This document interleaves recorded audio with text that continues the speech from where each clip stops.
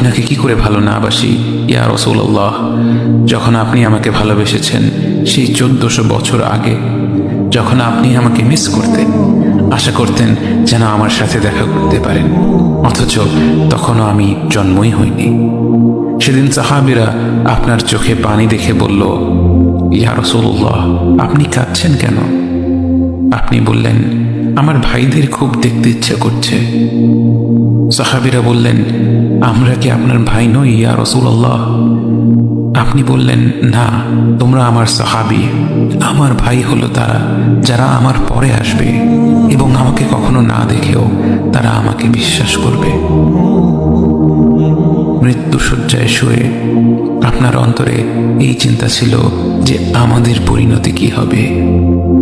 উম্মতি উম্মতি বলতে বলতে আপনি আপনার রবের নিকট ফিরে গিয়েছেন।